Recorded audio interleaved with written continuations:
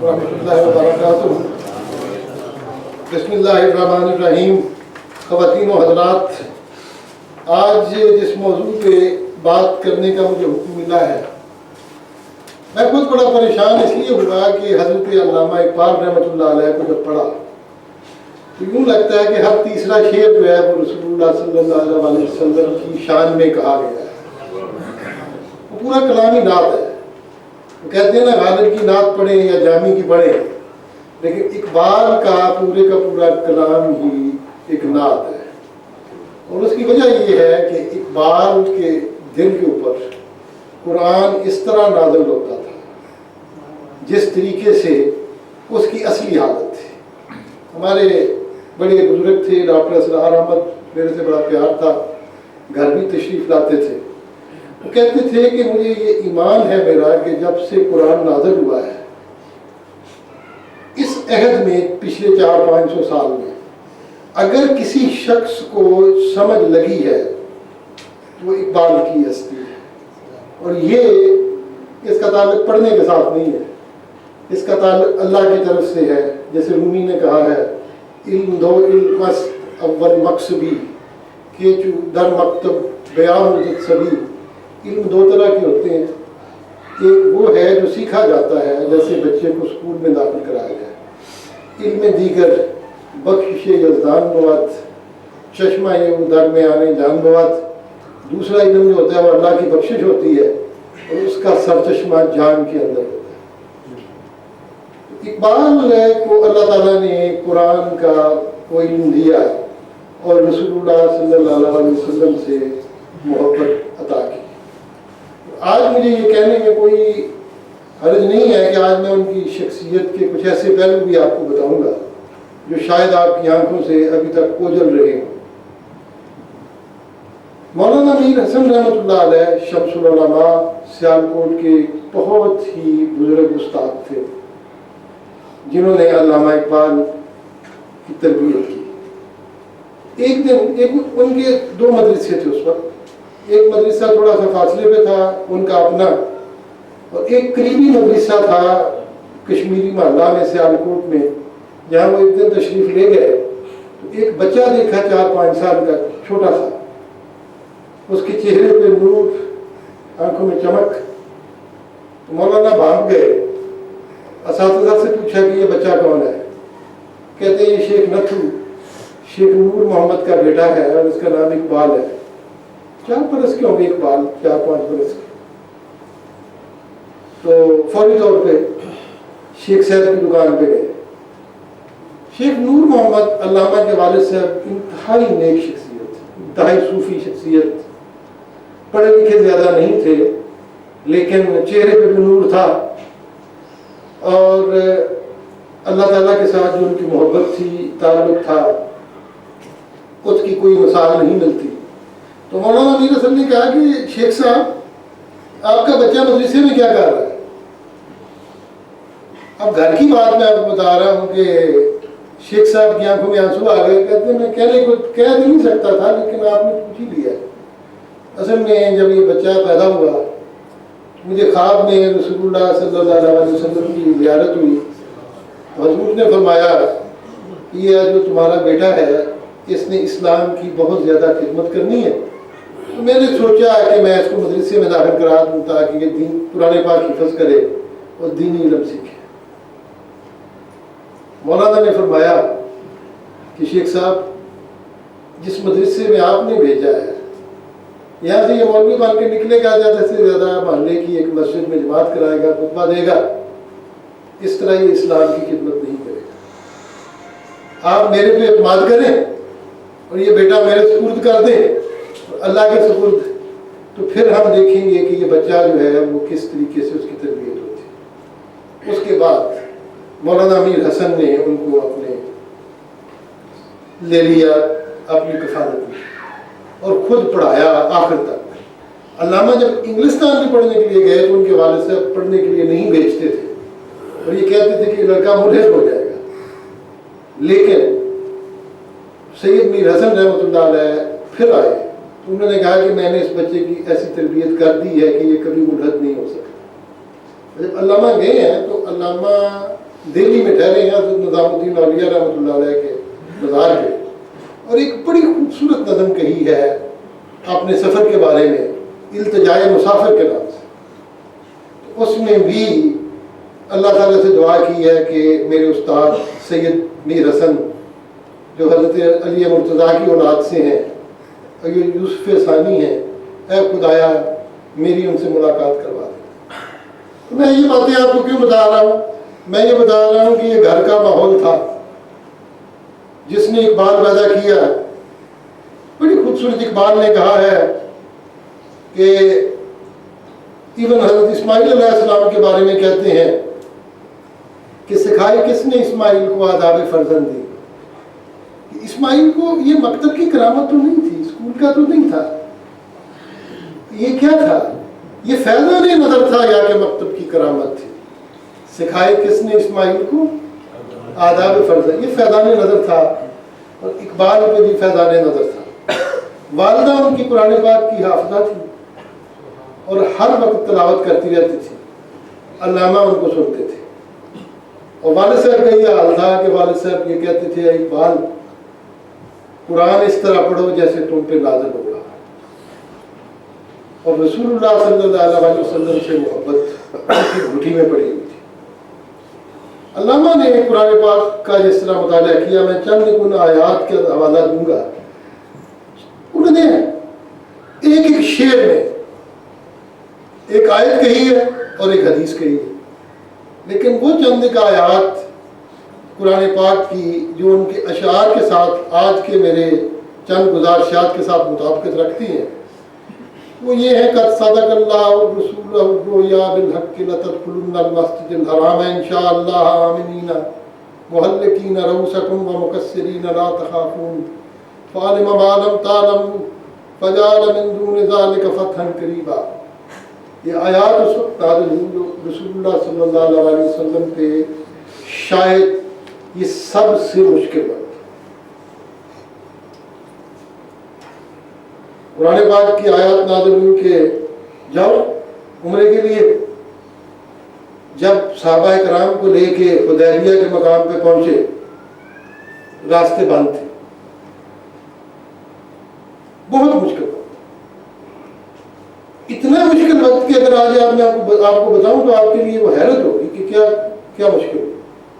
جب صلح حدیبیہ ہو گئی، میں اس سارے واقعات کی طرف نہیں جانا چاہتا، تفصیل بہت لمبی ہو جائے گی۔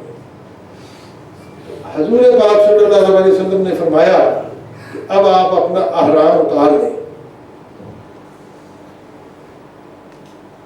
تو سب صحابہ نے انکار کر دیا، ہم نہیں احرام اتارتے۔ ابو بکر صدیق بھی تھے، اس میں عمر فاروق بھی تھے، علی مرتضیٰ بھی تھے، لیکن کوئی بھی شخص اتنا دل برداشتہ تھے کہ حضور کے کہنے پہ بھی احرام اتارنے کو تیار نہیں تھے۔ اب اندازہ کریں کہ کتنا وہ مشکل وقت ہوگا، اور اس سے بھی بڑھ کے جب معاہدہ لکھا جا رہا تھا، علی مرتضیٰ لکھ رہے تھے، تو جب معاہدہ لکھا گیا تو آپ نے فرمایا کہ محمد رسول اللہ کا معاہدہ قریش مکہ کے ساتھ، تو قریش نے کہا جی اگر رسول اللہ مان لیں پھر جھگڑا ختم ہو گیا، یہ رسول اللہ کا لفظ مٹا دیں۔ اب حضور علی مرتضیٰ کو کہتے ہیں کہ علی رسول اللہ کا لفظ مٹا دو، علی انکار کر دے۔ میں یہ نہیں کہتا، میں خدا نخواستہ صحابہ حضور پہ جان دینے کو تلے ہوتے تھے، لیکن یہ کتنا مشکل وقت تھا کہ حضور نے کہا کدھر لکھا ہوا ہے، رسول اللہ نے کہا ادھر لکھا ہوا ہے۔ آپ نے اپنے انگوٹھے سے لعاب مبارک لگا کے اس کو صاف کیا، اور جب صاف کیا تو عمر فاروق رضی اللہ تعالیٰ عنہ کھڑے ہو گئے، اے نبی کیا اللہ کے رسول نہیں ہے تو پھر ڈرتے کیوں ہیں؟ عمر ٹھنڈے ہو۔ اب آپ یہ دیکھیں کتنا مشکل وقت ہے، اور جب معاہدے کے بعد واپس آتے ہیں تو کہتے ہیں حرام اتار دو، سب کہتے ہیں نہیں اتار۔ تو رسول اللہ صلی اللہ علیہ وسلم اپنی اہلیہ سے حضرت ام سلمہ سے پوچھتے ہیں کہ میں کیا کروں؟ کہتی ہیں جی آپ ایسے کریں، آپ خود پہلے اپنا حرام اتاریں، بال کٹائیں، آپ کو دیکھ کے سب اتار دیں۔ اب وہ کہتے تھے صحابہ کہ خواب نبی کو آئے کہ ہم نے عمرہ کرنا ہے تو پھر ہم واپس کیوں چلے جائیں؟ لیکن اس وقت اللہ نے کہا لقد صدق اللہ ورسولہ الرؤیا بالحق، اللہ کے رسول کی خواب جو ہے وہ حق کے ساتھ پوری ہوگی. لَتَدْخُلُنَّ الْمَسْجِدَ الْحَرَامَ إِنْ شَاءَ اللَّهُ آمِنِينَ مُحَلِّقِينَ رُؤُوسَكُمْ. انشاءاللہ پھر آپ اپنے مسجد الحرام میں داخل ہوں گے، اپنے بالوں کو چھوٹا کریں گے یا کٹائیں گے. لا تخافون، اور آپ کو خوف نہیں ہوگا. فَعَلِمَ مَا لَمْ تَعْلَمُوا، خدا کو پتہ ہے جو تمہیں نہیں پتا. فَجَعَلَ مِن دُونِ ذَلِكَ فَتْحًا قَرِيبًا، اور یہی نہیں ہوگا اس کے تھوڑے عرصے بعد آپ کو بہت بڑی فتح نصیب ہوگی، آپ مکہ میں داخل ہوں گے. اقبال کہتے ہیں ہم پر کرم کیا خدائے غیور نے، پورے ہوئے جو وعدے کیے تھے حضور نے. اب آپ اندازہ کریں کہ کس طرح آیت کو اپنے اشعار میں سمیٹتے ہیں. اس واقعے کا میں نے ہم پر کرم کیا خدائے غیور نے، پورے ہوئے جو وعدے کیے تھے حضور نے. وما ارسلناک الا رحمۃ للعالمین وما ارسلناک الا کافۃ للناس بشیرا ونذیرا ولکن اکثر الناس لا یعلمون، کہ ہم نے آپ کو رحمۃ للعالمین بنا کے بھیجا. اب میں پھر آؤں گا کہ رحمۃ للعالمین پہ اقبال نے کیسے بحث کی، اور یہ کہا کہ وما ارسلناک الا کافۃ للناس، آپ کو تمام لوگوں کے لیے بھیجا گیا. موسیٰ علیہ السلام کو بنی اسرائیل کی طرف بھیجا گیا، عیسیٰ علیہ السلام کو بنی اسرائیل کی طرف بھیجا گیا. لیکن حضور کے بارے میں کہا کافۃ للناس، تمام لوگ. اس میں نہ کالے کی تمیز ہے، نہ گورے کی تمیز ہے، نہ کوئی چچا ہے. اب قرآن کو پڑھیں، جب بھی پڑھتے ہیں حضور کے چچا ابو لہب، تبت یدا ابی لہب وتب، ہلاک ہو جائے ابو لہب، اس کے ہاتھ ٹوٹتے. ما اغنی عنہ مالہ وما کسب، اس کا کام نہ اس کے مال اس کے کام آئے گا، اس کی بیوی کے گلے میں وہ رسا پڑ جائے گا. یہ چچا کا حال ہے. اور ایک وہ شخص درویش جس کا نہ آگا نہ پیچھا، سلمان فارسی، جس کو عربی بھی نہیں پڑھنا آتی، کہتے ہیں حضور میں کیا پڑھوں، مجھے قرآن کی آیت میری زبان پہ نہیں چڑھتی، میری زبان نہیں ہے. بیٹھے ہوئے ہیں مسجد نبوی میں، اصحاب صفہ کو لیکچر دے رہے ہیں. ایک منافق آیا ہے جس کا نام تھا کیس. اس نے نعوذ باللہ و جملہ کہا کہ اوس اور خزرج نے محمد کو پناہ دے رکھی ہے صلی اللہ علیہ وسلم، اور ان کا ذمہ لیا ہوا ہے، لیکن یہ جو رنگ برنگے بندے اکٹھے کر دیے ہیں ان کا کون ذمہ ہے؟ رنگ برنگے مختلف نسلوں کے. اور ایک اور صحابی تھے بدوی، انہوں نے کہا سلمان تو کون ہے؟ میں نے کہا تمہارا نام کیا ہے؟ سلمان نے کہا اسلام. تمہارے باپ کا کیا نام ہے؟ اسلام. تمہارا وطن کون سا ہے؟ اسلام. قبیلہ کون سا ہے؟ اسلام. وہ لڑ پڑے، یہ سب کچھ اسلام ہو گیا. تو حضور آئے، حضور نے فرمایا کہ سلمان سے کیوں ناراض؟ اس نے کہا اس کا آگا پیچھا ہی نہیں معلوم، یہ کون ہے؟ آپ نے فرمایا میں بتاؤں کون ہے؟ یہ میرے اہل بیت میں سے ہے، یہ میرا ہو گیا، میں اس کا ہو گیا. اور اقبال نے کہا ہے کہ قافلہ زبو جدو آمام باش، باپ چچا دادو کی نسبت سے آزاد ہو جاؤ. غافل ابو جدو آمام باش، نہ تمہیں نسبت رہے باپ سے، نہ دادا سے، نہ چچاؤں سے. مثل سلمان زیادہ یہ اسلام باش، سلمان کی طرح اسلام کا بیٹا بن جاؤ. حضور والا یہ ہے کافۃ للناس بشیر و نذیرا. یہ اعجاز ہے ایک صحرا نشین کا، بشیری ہے آئینہ دار نذیری. بھال کہتے ہیں کہ صحرا نشین ہی یہ ہو سکتا ہے کہ جن کا یہ معجزہ ہے کہ وہ بشیر بھی ہیں نذیر بھی ہیں. اللہ اس کی خوشخبریاں بھی دیتے ہیں، خدا سے ڈراتے بھی ہیں. وَلَٰكِنَّ أَكْثَرَ النَّاسِ لَا يَعْلَمُونَ، لیکن لوگوں کی اکثریت جاننے سے قاصر ہے۔ بار بار قرآن نے کہا ہے کہ یہ علم ہے قرآن کا، یہ سب کے پاس کی بات نہیں ہے، کسی کو میں نے زیادہ علم دیا ہے، کسی کو تھوڑا دیا ہے۔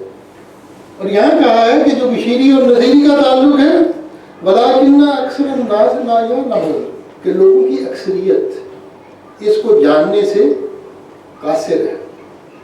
اور حضور نے فرمایا ہے نہیں وجود حدود و ثبوت، نہیں وجود حدود و ثبوت سے اس کا، کہ محمد عربی سے ہے عالم عربی۔ یہ عالم عربی جو ہے یہ عالم اسلام ہے، اس کے کوئی بارڈر نہیں ہے۔ کیوں؟ اس کی نسبت محمد عربی سے ہے۔ اور فرمایا ہے قوت عشق سے ہر پست کو بالا کر دے، دہر میں اس میں محمد سے اجالا کر دے۔ اور پھر رسول اللہ صلی اللہ علیہ وسلم کے بارے میں اللہ تعالیٰ نے یہ آیت 2 دفعہ اتاری ہے، لَقَدْ مَنَّ اللَّهُ عَلَى الْمُؤْمِنِينَ إِذْ بَعَثَ فِيهِمْ رَسُولًا مِّنْ أَنفُسِهِمْ يَتْلُو عَلَيْهِمْ آيَاتِهِ وَيُزَكِّيهِمْ وَيُعَلِّمُهُمُ الْكِتَابَ وَالْحِكْمَةَ وَإِنْ كَانُوا مِنْ قَبْلُ لَفِي ضَلَالٍ مُّبِينٍ۔ اللہ تعالیٰ نے مومنوں پہ احسان کیا ہے، ان میں ایسا رسول نازل کیا ہے کہ من انفسہم، ان کی الفاظ سے، ان میں سے کوئی فرشتہ بنا کے بھیج دیتے رسول، تو کوئی مانتا؟ یہی کفار کہتے تھے نا، کیا نبی ہے یہ تو کھاتا بھی ہے، پیتا بھی ہے، شادی بھی کرتا ہے، اور پھر بازاروں میں بھی گھومتا۔ یہی تو کمال تھا ان بادیہ نشینوں میں جو اپنے جہالت کی آخری درجے پہ پہنچے ہوئے تھے، شرک اور ہر طرح کی جو برائی تھی ان کے اندر وہ نبی بھیجا، یتلو علیہم آیاتہ، اللہ کی آیات ان کو پڑھ کے سناتے ہیں، ویزکیہم، اور پھر ان کو پاک کر۔ پاک کیسے کرتے تھے؟ وضو سے پاک، غسل سے، یہ جو ظاہری پاکی تھی، مورل ان کے کریکٹر کی جو برائیاں تھیں ان کو ختم۔ اور پھر وہ وقت آیا جب شہنشاہ ایران یزدگرد III کے پاس صحابہ پہنچے، تو یزدگرد نے کہا کہ آپ لوگ جو ہیں وہ اپنے ہر طرح کی خامی موجود ہے، بچیوں کو زندہ دفن کر دیتے، لوٹیرے ہو، قاتل ہو، آپ کیا ہمیں تہذیب سکھائیں گے؟ تو حضور کے سفیر نے کہا، حضرت عبداللہ ان کا نام تھا، عبداللہ بن مجھے آگے یاد نہیں ہے، اے شہنشاہ جو تم کہتے ہو ہم میں اس سے بھی زیادہ خامیاں موجود تھیں، لیکن اللہ کو یہ منظور نہیں تھا۔ اللہ نے اپنے رسول کو بھیجا جنہوں نے ہماری تربیت کی، اور آج ہم اس حالت میں آ گئے ہیں کہ وہ ساری خامیاں پیچھے چھوڑ گئے۔ یتلو علیہم آیاتہ ویزکیہم، ان کو پاک کرتا ہے، ویعلمہم الکتاب والحکمہ، پھر ان لوگوں کو کتاب بھی سکھاتے ہیں اور حکمت۔ حکمت کیا ہے؟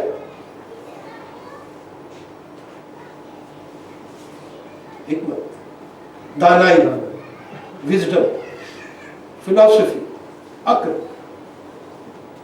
من یؤت الحکمت فقد اوتی خیرا کثیرا، جس کو اللہ نے حکمت عطا کی اس کو خیرا کثیر عطا کیا۔ اور حضور نے فرمایا الحکمت ضامنۃ المؤمن، حکمت جو ہے وہ مومن کی میراث ہے، جہاں سے ملتی ہے لے لو۔ حضور والا یہ اقبال ہی تھے جنہوں نے ایک شعر میں، آدھے شعر میں آیت بیان کر دی اور آدھے میں حدیث بیان کر دی، گفت حکمت را خدا خیرن کثیر، ہر کجائے خیر میں بینی بگیر۔ اللہ نے حکمت کو خیرن کثیر کہا ہے، جہاں سے یہ خیر ملتا ہے لے لو۔ اقبال کا ایک مصرع آیت ہے اور دوسرا مصرع حدیث ہے، گفت حکمت را خدا خیرن کثیر، ہر کجا ان خیر بھی بینی بگیر۔ اور یہ کہاں سے لیا ہے؟ لقد من اللہ علی المؤمنین اذ بعث فیہم رسولا من انفسہم یتلو علیہم آیاتہ وَيُزَكِّيهِمْ وَيُعَلِّمُهُمُ الْكِتَابَ وَالْحِكْمَةَ وَإِنْ كَانُوا مِنْ قَبْلُ لَفِي ضَلَالٍ مُبِينٍ۔ اس سے پہلے تم لوگ ہر طرح کی ظاہری گمراہی میں مبتلا تھے، بیڑا غرق کرنا، ضلال مبین، تم لوگ اس قدر گھٹیا تھے، گمراہ تھے کہ تمہارے سامنے کوئی منزل نہیں تھی۔ یہ تو چیز ہے نا، گفت حکمت را خدا خیرن کثیر، ہر بجائے خیر مبین بگیر۔ اور پھر اس آیت کو اللہ تعالیٰ نے ایک موقع پہ نہیں کہا، پھر کہا ہے یسبح للہ ما فی السماوات و ما فی الارض مالک القدوس العزیز الحکیم والذی بعث فی الامین رسولا منہم یتلو علیہم آیاتہ ویزکیہم ویعلمہم الکتاب والحکمہ وإن كانوا من قبل لفی ضلال مبین۔ لیکن اس پہ اکتفا نہیں کیا خدا نے، فرمایا وآخرین منہم لما یلحقوا بہم وہو العزیز الحکیم۔ یہ نبی جو ہے امیین میں جو بھیجا گیا ہے، پھر امیین رسول، امی کا مطلب کیا ہے؟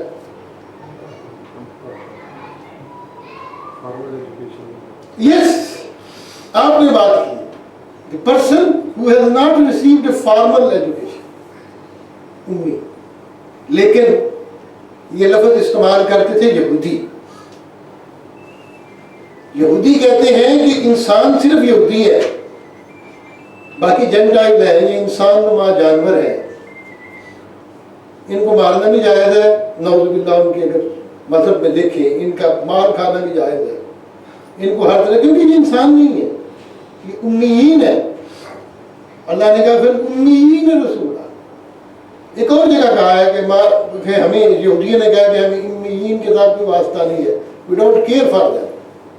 تو امیین کا مطلب یہ نہیں، تو جب یہ کہا ہے پھر امیین رسولہ، اگلی آیت میں یہ کہہ دیا آخرین منہم لما یلحقوا بہم، بعد میں آنے والے لوگ ابھی ان کو ملے نہیں ہیں، یہ نبی ان کی طرف بھی بھیجا ہے۔ حضور والا جو میں بات کر رہا تھا، صحابہ نے کہا کہ ہم تو ہیں نا امی، یہ کون ہے جو بعد میں آئیں گے؟ تو ان کی طرف بھی آپ آئے۔ سلمان فارسی پہ کندھے پہ ہاتھ رکھ کے کہا یہ اور اس کی قوم۔ میں عرب کی طرف نہیں آیا، میں عرب اور عجم کی طرف آیا، کافۃ للناس، کوئی بارڈر نہیں ہے میرا پیغام خود بخود اپنا راستہ بنائے گا۔ اور ساتھ ہی خدا نے کہہ دیا ذالک فضل اللہ یؤتیہ من یشاء واللہ ذو الفضل العظیم، یہ اللہ کا فضل ہے، جس پہ چاہتا ہے کرتا ہے۔ اللہ تعالیٰ جو ہے اس کی مہربانیاں بہت بڑی ہیں، فضل العظیم، اس کا فضل بہت آگے بڑھ گیا۔ اب اللہ جس قوم پہ فضل کرنا چاہے پھر رسول بھیجے امیین پہ، پھر رسول کو کتاب دے، پھر حکمت دے، پھر دانائی دے، اور پھر ختم المرسلین بنا کے دے۔ آپ کے بعد ہو ہی نہیں سکتا کوئی۔ اور وہ رسول جس کے بارے میں اقبال نے کہا ہے وہ دانائے سبل ختم الرسل مولائے کل، جس نے غبار راہ کو بخشا فروغ وادی سینا۔ وہ دانائے سبل، وہ سارے راستوں کا دانا، سبیل رستہ ہے، سبل رستے، دانائے سبل وہ سارے راستوں کا رازدان، ختم الرسل، رسول اللہ صلی اللہ علیہ وسلم خاتم النبیین ہے، خاتم الرسول، یہ بھی قرآن سے لیا ہے۔ وما محمد نبا احد من رجالکم ولکن رسول اللہ خاتم النبیین۔ تو وہ یہ ہے کہ ختم الرسل، ودانائے سبل، ختم الرسل، مولا کل۔ مولا کا معنی کیا ہے؟ مولا کا معنی قرآن میں 7 دفعہ استعمال میں مختلف معنوں میں۔ زکریا نے بھی کہا، زکریا نے کہا نا میں خفت من موالی، میں اپنے مولاؤں سے ڈرتا ہوں، بھائی بندوں سے۔ کہا ہے موالی کا مطلب، ڈاکٹر حمید اللہ خان نے تحقیقاً یہ ثابت کیا ہے کہ 7 مختلف معنی میں آیا۔ ولا کا معنی محبت بھی ہوتا ہے، لیکن مولا کا معنی ہوتا ہے لاڈ۔ لارڈ، مولا کل، سب کا lord, lord in chief. Iqbal کہتے ہیں حضور کے بارے میں ایک مصرے میں، وہ دانا سبل ختم الرسل مولا کل، جس نے غبار راہ کو بخشا فروغ وادی سینہ، جو راستے کا گرد و غبار تھا ایسا نور سے چمک اٹھا کہ وہ طور سینہ کی مثال بن گئی ہمارے سامنے۔ موسیٰ کو تو خدا نظر آیا کوہ طور پہ جا کے، لیکن اس غبار راہ کو، طور کی روشنی کس نے عطا کی؟ خدا نائے سبل ختم الرسل مولا کل، جس نے غبار راہ کو بخشا فروغ وادی سینہ، نگاہ عشق مستی میں وہی اول وہی آخر، وہی قرآن وہی فرقان وہی یاسین وہی طٰہٰ۔ اب حضرات معرفت کی باتیں ہیں۔ اقبال کا یہ ایمان تھا، حلال کا بھی یہی تھا، غالب کا بھی یہی تھا کہ رسول اللہ صلی اللہ علیہ وسلم کا نور تمام کائنات کی تخلیق سے پہلے پیدا کیا گیا۔ یہ ان صوفیاء کا، اہل دل کا یہ نظریہ تھا۔ حدیث بھی ہے، اگر آپ ہمارے جو اہل حدیث دوست ہیں، میں بھی اہل حدیث خاندان سے میرا تعلق ہے، میں بڑے اختلافات بھی ہیں، ہنستے بھی ہیں، مذاق بھی ہیں۔ بعض اوقات میرے کزن کہتے ہیں کہ بھائی نماز ہماری طرح پڑھتے ہو، باقی آپ میں ہمارے والا کوئی خیال نہیں ہے، آپ اکثر کہتے ہیں آپ صوفی ہو گئے۔ تو وہ کہتے ہیں کہ جی ضعیف حدیث ہے کہ جی رسول اللہ صلی اللہ علیہ وسلم کا نور سب سے پہلے پیدا کیا۔ تو میں کہتا ہوں ضعیف کا مطلب یہ نہیں ہوتا کہ غلط ہے، ضعیف کا مطلب یہ ہے کہ جو حدیث کے اسٹرکٹ کرائیٹیریا ہیں اس کے مطابق لگتا ہے کہیں سکم ہو سکتا ہے، یہی ہوتا ہے نا ضعیف۔ ضعیف غلط تو نہیں ہوتی نا، ضعیف کا سند بعض اوقات نہیں مل رہی، وہ نہیں مل رہی۔ تو میں جو بھی حدیث پڑھوں میرا بھائی کہتا ہے کہ جی یہ تو ضعیف ہے۔ ایک بابا تھا بیچارہ بیٹھا ہوا، بیچارہ ساتھ بالکل ان پڑھ قسم کا، اس نے ان پڑھوں والی بات کی، کہتا ہے بیٹا میں 80 سال کا ہو گیا ہوں تو میں ضعیف ہو گیا ہوں، 1400 سال میں حدیثیں جوان رہتی، میں نقل کر رہا ہوں، کہتے ہیں وہ ضعیف ہو ہی جاتا ہے۔ تو یہ کہتے ہمارا لوگ، لیکن صوفیاء کا یہ ایمان ہے کہ سب نور سے پہلے حضور کے نور کو تخلیق کیا گیا۔ اور رومی نے کہا ہے گرب صورت منز آدم زادام پس بمانی جد جد افتادام، بظاہر تو میں آدم کی اولاد ہوں لیکن اصل میں اپنے دادے کا بھی دادا ہوں۔ تو میرے کہنے کا مطلب یہ ہے کہ اسی کو انہوں نے کہا نگاہ عشق و مستی میں وہی اول وہی آخر وہی قرآن وہی فرقان وہی یاسین وہی طٰہٰ۔ اقبال پھر یہ حدیث لے آئے، سیدنا عائشہ صدیقہ رضی اللہ تعالیٰ عنہ سے مروی ہے، کسی نے کہا کہ حضور کے بارے میں کچھ بتائیں، انہوں نے کہا وہ چلتا پھرتا قرآن ہے، قرآن کی عملی تفسیر ہے، آپ ان کو دیکھ لیں تو یہی قرآن ہے، یہی وہی قرآن وہی فرقان وہی یاسین وہی طٰہٰ۔ تو حضور جو ہیں وہ تو قرآن مجسم ہے، انسانیت کی کامل ترین شخصیت جو ہے وہ حضور کی ذات ہے۔ اور اب کیا ہے حضور کی ذات؟ اقبال نے پھر کہا ہے تازہ میرے ضمیر میں مارکہ کہن ہوا۔ ضمیر کیا ہے؟ آپ کا دل جس کے اندر ایسے خیالات چھپے ہوئے ہیں، زمر،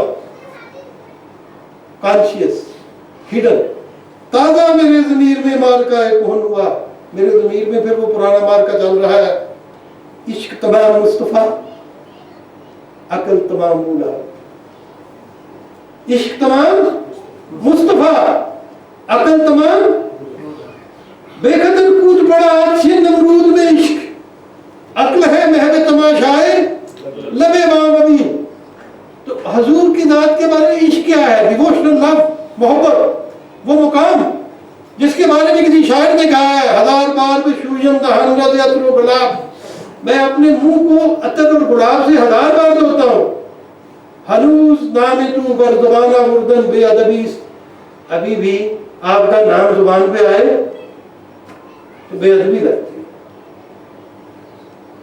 یہ وہ مقام ہے ادب کا ہی زیر آسمان، عرش نازک تر، نفس گم کر دے می آیت، جنید و آیت دینجا، عرش ادب کا ہی زیر آسمان، اس آسمان کے نیچے ایک ایسا ادب کا مقام ہے عرش سے بھی نازک تر ہے، نفس گم کر دے می آیت، جنید و آیت دینجا، جنید بغدادی بھی آئے اور باہر بستانی بھی آئے، اپنے آپ کو کھو کے، اپنے آپ سے فارغ ہو کے، دیوانے ہو کے اس جگہ پہ پہنچتے، نفس گم کر دے، اپنی سانس ان کی رک جاتی ہے، کچھ نظر نہیں آتا۔ یہ ادب کا مقام کس کا ہے؟ رسول اللہ صلی اللہ علیہ وسلم، عشق کا مقام۔ اور یہ جو آپ نے فرمایا ہے آج کا موضوع جو ہے کہ محمد سے وفا تو نے تو ہم تیرے ہیں، یہ جہاں چیز ہے کیا؟ لوح و قلم تیرے ہیں۔ حضرات یہ بھی آیت ہے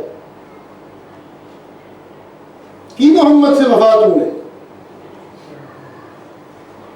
ان کنتم تحبون اللہ فاتبعونی یحببکم اللہ۔ اللہ تعالیٰ کہتا ہے کہ اگر تم کو مجھ سے محبت ہے، اگر اللہ سے محبت ہے، حضور کی زبان سے بیان کر رہا ہے اللہ تعالیٰ قرآن پاک میں، تو اے نبی ان کو کہہ دو کہ میری پیروی کریں، اور جب تمہاری پیروی کریں گے تو اللہ ان سے محبت کرنا شروع کر دے گا۔ کہ محمد سے وفا تو نہیں، اور آگے کیا کہا ہے؟ یہ جہاں چیز ہے کیا؟ لوح و قلم تیرے۔ ایک مولوی صاحب کو میں نے سنا، آج کل انٹرنیٹ پہ آپ یوٹیوب کھولیں تو نعوذ باللہ استغفر اللہ اس شعر کے بارے میں کہتے ہیں علامہ اقبال نے کفر کہا ہے، لوح و قلم تیرے ہیں، یہ کیسے ہو سکتا ہے؟ حضرات یہ معرفت کی باتیں ہیں، اس کے لیے اللہ تعالیٰ کہتا ہے اکثر الناس لا یعلمون۔ نبی نے آپ کو قرآن تو پڑھایا ہے، پاک بھی کیا ہے، دانائی اور حکمت کی باتیں بھی سکھائی ہیں، لیکن سب کے ذہن میں یہ چیزیں نہیں آ سکتی۔ رسول اللہ صلی اللہ علیہ وسلم کے ایک صحابی تھے، تو صحابہ کرام جو تھے ان میں بڑے بڑے اسکالرس تھے، علی مرتضیٰ جیسے بھی تھے، عبداللہ بن مسعود بھی تھے، عبداللہ بن عباس بھی تھے، ابی بن کعب، بڑے بڑے اسکالرس تھے، لیکن کچھ ایسے بھی تھے جو ذہنی طور پر اس مقام پہ تو نہیں تھے۔ ایک صحابی تھے بدوی تھے، تو وہ حضور جب بھی کوئی آیت پڑھتے تو کہتے نہیں سمجھ لگی، پھر پڑھے جو بھی آیت اتری نہیں سمجھ لگی۔ ایک دن آیت اتری فَإِنَّ مَعَ الْعُسْرِ يُسْرًا فَإِنَّ مَعَ الْعُسْرِ يُسْرًا، بلکہ وہ آیت اتری کہ اگر آپ وَمَن يَعْمَلْ مِثْقَالَ ذَرَّةٍ خَيْرًا يَرَهُ وَمَن يَعْمَلْ مِثْقَالَ ذَرَّةٍ شَرًّا يَرَهُ، تو حضور نے جب یہ آیت پڑھی تو اس کو صحابی کہتے ہیں آج سمجھ لگ گئی ہے۔ آپ نے کہا اگر یہی لگ گئی ہے نا سمجھ تو سارا اسلام یہی ہے، تمہیں ساری سمجھ لگ گئی، اسلام یہی ہے نا، ادب۔ جو ذرا برابر برائی کرے گا وہ بھی بھگتے گا، تو ذرا برابر نیکی کرے گا تو وہ بھی بھگتے گا۔ تو میرے کہنے کا مطلب یہ ہے کہ ہر بات ہر انسان کی سمجھ میں نہیں آ سکتی، اور اس لیے وہ مولوی جو کہتے ہیں، اقبال نے کہا کہ لوح و قلم تیرے ہیں، میں بڑی احترام سے کہتا ہوں، میرے لیے علماء بڑی عزت کی جگہ پہ ہیں، لیکن یہ بات شاید ان کی سمجھ میں نہیں آئی کہ اقبال نے کیوں کہا ہے۔ اب آپ یہ دیکھیں کہ حضرات باتیں تو بہت لمبی ہوں گی، لیکن آج میں دل کی بات بھی آپ سے کروں گا کھل کے۔ میرا قصور یہی ہے کہ میں وہ کچھ کہنا چاہتا ہوں جو اقبال کہتے تھے اور میں اکثر اوقات کہتا ہوں کہ جو لوگ سننا چاہتے ہیں وہ کچھ اور ہے، جو اقبال کہتے تھے وہ کچھ اور ہے۔ تو رسول اللہ صلی اللہ علیہ وسلم کے زمانے میں بہت بڑے شعراء تھے عرب کے، اور آپ سے پہلے عربی زبان میرے خیال کے مطابق جب قرآن نازل ہوا ہے اپنے ارتقاء کی اعلیٰ ترین شکل میں موجود تھی، بالکل ڈیولپڈ۔ آج بھی مفسرین کہتے ہیں کہ اگر قرآن کے معانی کو سمجھنا ہو تو پھر جاہلیہ کے جو حالات، جو جاہلیہ کا زمانہ تھا اسلام سے پہلے، ان شعراء کے قصیدے اور نظمیں پڑھو۔ جو لفظ کا معنی وہ لیتے تھے، اصل عربی کا معنی وہ ہے۔ اب شاعری میں وہ بہت طاقت تھے، کتاب کو نہیں لکھتے تھے لیکن زبانی ان کو یاد تھے قصائد۔ خانہ کعبہ کے اندر 7 نظمیں، قصیدے لٹکا دیے جاتے تھے جو سب سے اچھے ہوتے تھے، اور وہ پڑھتے تھے، اور جب اس سے اچھا قصیدہ آ جاتا تھا تو پھر ایک اس میں سے اتار کے اس کی جگہ پر لگا دیتے۔ جو بیسٹ پوئٹری تھی عرب کی وہ خانہ کعبہ کے اندر لٹکی ہوتی تھی، اور اس کا نام ہوتا تھا سبع معلقہ، وہ 7 لٹکے ہوئے قصیدے۔ اور اس میں جو شعراء تھے اسلام سے پہلے ان کو مخدرمین کہا جاتا تھا، جاہلیہ۔ زہیر ان میں، زہیر بن بہت بڑا شاعر، انترا، ان کے سب کے سبع معلقہ خانہ کعبہ کے اندر ان کے قصائد لٹکے ہوتے تھے، وہ پڑھنے والے ہوتے تھے۔ تو حضور نے کہا تھا ایک شاعر کے بارے میں، امراء القیس کے بارے میں غالباً کہا تھا، آمنا قلبہ وکفر لسانہ، دل اس کا ایمان لے آیا ہے لیکن زبان کفر کہتی ہے۔ اور اقبال نے نقشے کے بارے میں کہا ہے، قلب مومن دماغش کافر است۔ پھر کارل مارکس کے بارے میں کہا ہے، ان کے حق در باطل او مضمر است، جس کے باطل میں حق چھپا ہوا ہے، قلب مومن دماغش کافر است۔ اور آپ نے فرمایا تھا اس کے بارے میں، ابن سبویہ کے بارے میں، جب قیامت آئے گی تو یہ شاید دنیا کے شعراء کی قیادت کرتا ہوا ان کو دوزخ میں لے جائے۔ حضرات، زہیر کا میں ذکر کر رہا تھا اور ابھی میں پھر ذکر کروں گا۔ زہیر عرب کا سب سے بڑا شاعر تھا اس زمانے کا۔ اس کے 2 بیٹے تھے، ایک کے بیٹے کا نام تھا کعب بن زہیر، اور دوسرا کعب کا بھائی تھا، مجھے اس وقت ان کا نام بھول گیا ہے۔ تو دونوں بھائی شاعر تھے۔ کعب سب سے بڑے تھے، زہیر کے مرنے کے بعد دوسری شخصیت جو تھے وہ ذرا کم درجے کے شاعر تھے، وہ مسلمان ہو گئے۔ تو کعب نے رسول اللہ صلی اللہ علیہ وسلم کی شان میں ایک گستاخانہ قصیدہ لکھا تفصیل سے، اور لوگ پڑھ پڑھ کے انجوائے کرتے تھے، کفار۔ تو حضور نے فرمایا کہ جس دن یہ ہتھے چڑھ گیا اس کو تو موت کی سزا دیں گے کعب۔ تو کعب بن زہیر وہ شاعر تھے جن کو موت کی سزا حضور نے سنا دی ہوئی تھی عدم موجود۔ حضرات، وقت گزرتا چلا گیا۔ ایک دن لوگوں نے کیا دیکھا کہ رسول اللہ صلی اللہ علیہ وسلم نے فجر کی نماز پڑھائی، سلام پھیری، ایک شخص جس کے اوپر کپڑا لیا ہوا تھا کھڑا ہو گیا اور بانت سعاد کے نام سے رسول اللہ صلی اللہ علیہ وسلم کی شان میں وہ قصیدہ پڑھا کہ صحابہ کی آنکھوں میں آنسو آنا شروع ہو گئے، رونے لگے کہ یہ کون ہے، یہ کیا کہہ رہا ہے؟ بانت سعاد فقلب اليوم مقبول متیم اسرہا لم یفد مقبول ان الرسول لنور یتضاء به مہند من سیوف اللہ المسلول۔ جب اس نے کہا تو صحابہ کی آنکھوں میں اتنی بول رہا ہے۔ حضرت ابوبکر صدیق کو پتا تھا، ایک دن پہلے ان سے ملا تھا اور سفارش کرائی تھی تو انہوں نے کہا میں حضور کو کچھ نہیں کہہ سکتا، تم کچھ ایسا کام کرو کہ رحمت اللہ عالمین ہے، دل پسیج جائے گا۔ جب اگلے دن وہ قصیدہ پڑھ رہا تھا وہی کعب بن زہیر، تو ایک ایسے صحابہ نے کہا تم کون ہو؟ مطلب ایک بندہ ہے وہ اس طریقے سے اشعار پڑھ رہا ہے، ایسے لگتا ہے جیسے الہامی کلام ہے، وہ کر بھی رسول اللہ صلی اللہ علیہ وسلم کی تعریف رہا ہے۔ جب کپڑا اٹھایا گیا وہ کعب بن زہیر تھا۔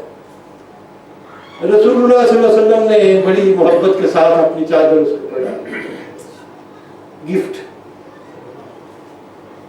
دو معنی تھے، ایک تو جس پہ چادر نبی نے ڈال دی اس کو پناہ مل گئی، دوسرا جس کو رسول کی چادر پہناوا مل گیا اس کی عاقبت بھی سو۔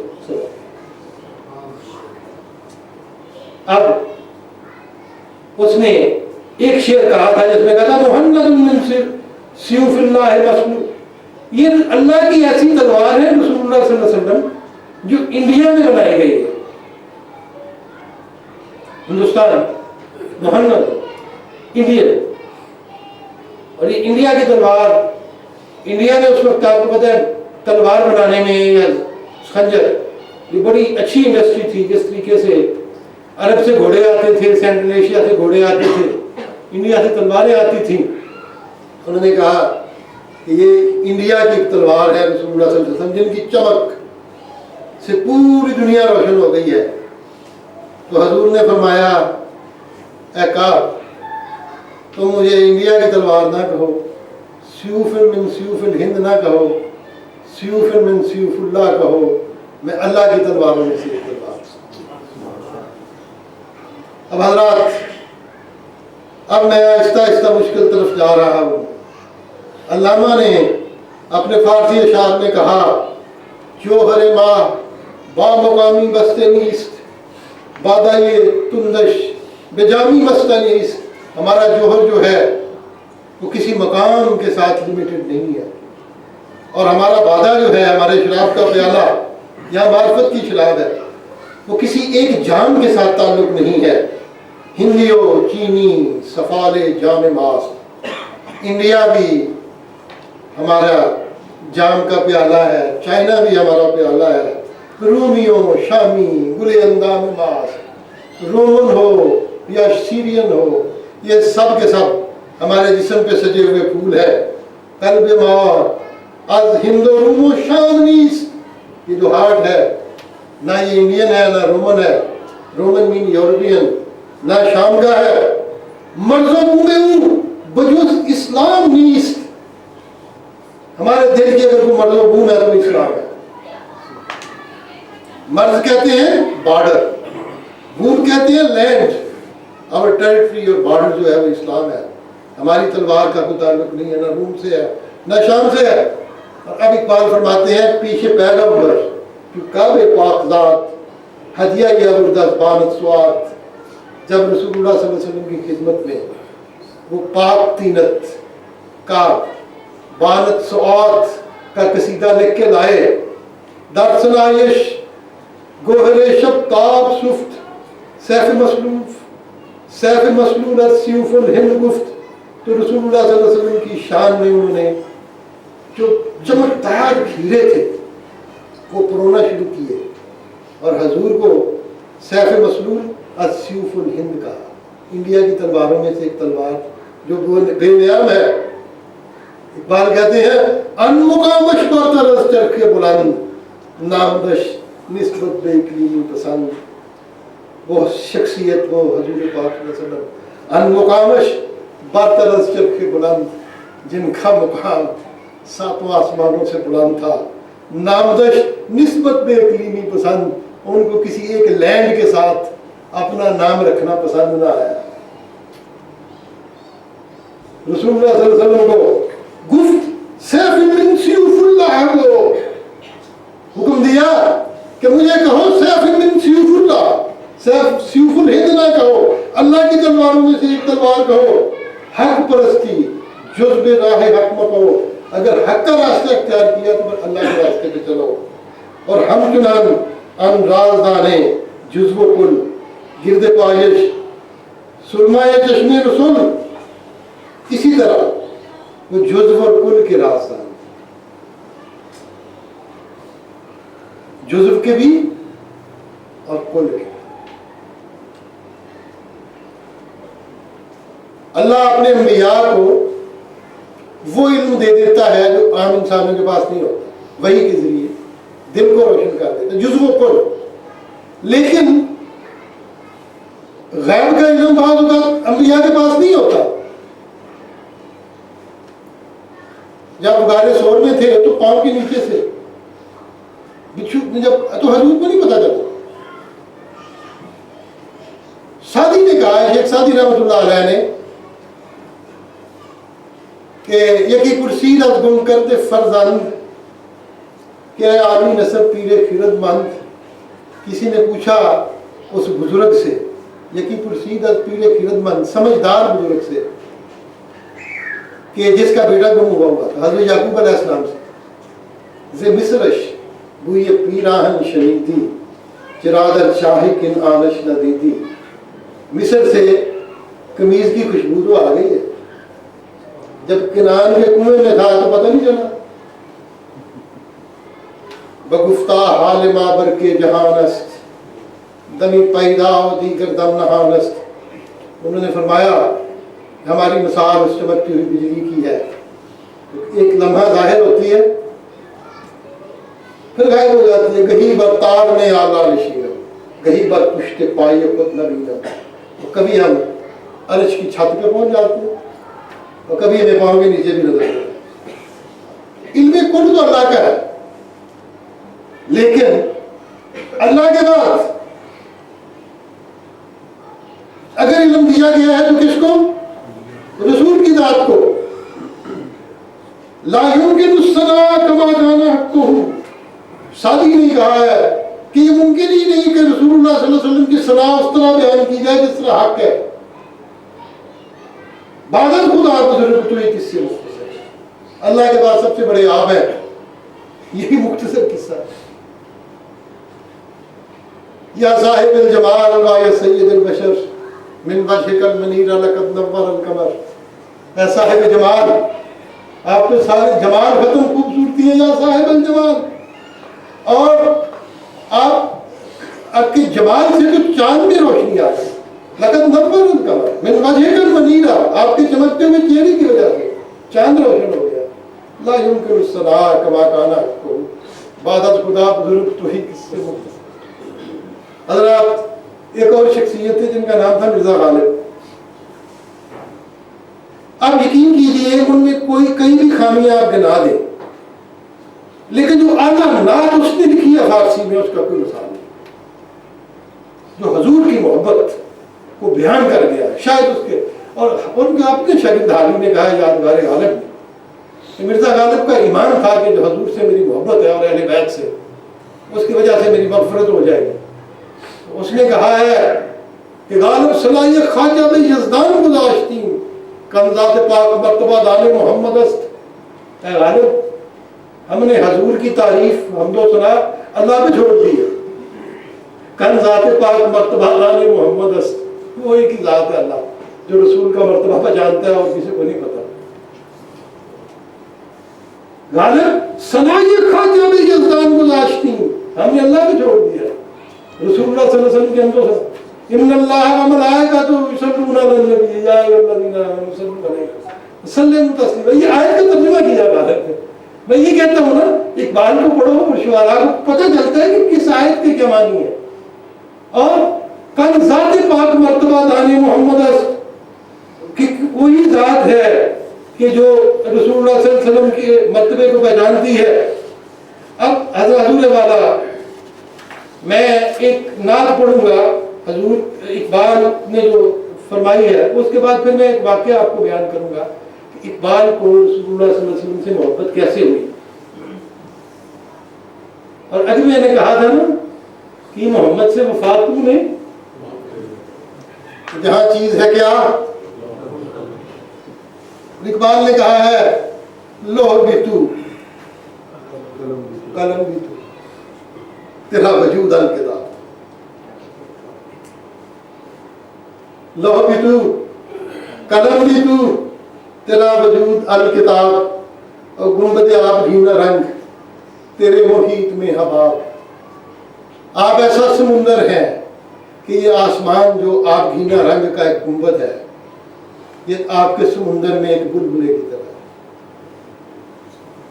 आप सोच सकते हैं मुर्शद इकबाल की, गुंबद आबगीना रंग तेरे मुहीत में हबाब, आलम आबो खाक में तेरे ज़हूर का फरोग ज़र्रा रेख को दिया तूने तलुए आफताब। ये जो सरजमीन दुनिया है जिसमें पानी और मिट्टी है, इसकी चमक किस वजह से है? रसूलुल्लाह सल्लल्लाहु अलैहि वसल्लम के ज़हूर से है। आप ज़ाहिर हो गए तो इस दुनिया को सारी की सारी इज्जत मिल गई, इसमें चमक आ गई, इसमें नूर आ गया। और ज़र्रा रेख को दिया तूने तलुए आफताब, वो रेत के ज़र्रे जिन ज़र्रे ने आपके रास्ते में आपके पाँव के नीचे आए, वो ज़र्रे भी ऐसे हैं जिससे ऐसे लगता है कि जैसे आज सूरज तुलू हो रहा है। और बड़े बड़े जो शहनशाह थे, शौकते संजर सलीम तेरे जलाल की नमूद, और फ़क्र है जुनैद बायजीद तेरा जमाल बेनकाब। नबी तेरे जो मानने वाले थे, अगर वो शहनशाह बन गए तो तेरे जलाल की नमूद करम, और अगर वो वलायत के मुकाम पे पहुंच गए, जैसे मैंने कहा है ना, अदब का ही सीरे आसमान अदर नाजुक तर नफस गुम करते मियायत जुनैदो बागदीद इंजा फ़क्र जुनैदो बागदीद तेरा जमाल बेनकाब। और आगे क्या कहा है, शौक तेरा अगर ना हो मेरी नमाज का इमाम। नबी रसूलुल्लाह सल्लल्लाहु अलैहि वसल्लम, नमाज तो मैं तुम्हारे लिए पढ़ता हूं, नमाज आपके पीछे पढ़ता हूं। शौक तेरा अगर ना हो मेरी नमाज का इमाम, मेरा क़याम भी हिजाब, मेरा सजूद भी हिजाब, और तेरी निगाह नाज से दोनों मराद पा गए, अकले गए आप जुस्तजू। इश्के हजूर इस तरह हजरात बड़ा कुछ कहना था, मैं मुख्तसरन ये बताना चाहता हूँ कि ये मोहब्बत कैसे पैदा हो। मैं उस तफसील में नहीं जाना चाहता। अल्लामा फरमाते हैं कि मैं बच्चा था तो मेरे घर में एक फ़कीर मांगने के लिए आया और वो जाता नहीं था, और मैंने उसको डंडा पकड़ के मारा। उसका जो आटा था वो गिर गया और वो बेचारा रोने लगा। अब जब रोने लगा, अल्लामा फरमाते हैं कि मेरे वालिद साहब तशरीफ़ लाए, आज मजाज मन पिदर राजुरता, मेरे जो काम मैंने किया था मेरे वालिद बहुत आजुर्दा हुए, और लाला दारे चेहरा अफसुरदा गश, उनका चेहरा कश्मीरी थे ना, जो लाला साहब लाले की तरह सुर्ख था, वो अफसुरदा हो गया। और बारद बश आहे जिगर ताबी रसीद, उनके होंठों पे एक ऐसी आह पहुंची जिससे जिगर जल के रह जाए, और दर में आने सीना दिल तपीद, उनके सीने के अंदर दिल धड़कने लगा। और बरसने, और फिर क्या हुआ, कोकबीदर चश्मे कर दी दो रीख, एक सितारा आंसू का उनकी आंखों में आया और ऐसे फिरा और फिर गिर गया। और बर्द में मिजगान दमी ताबी दो रीख, चंद लम्हे के लिए उनके पलक के ऊपर अटका, फिर गिर गया।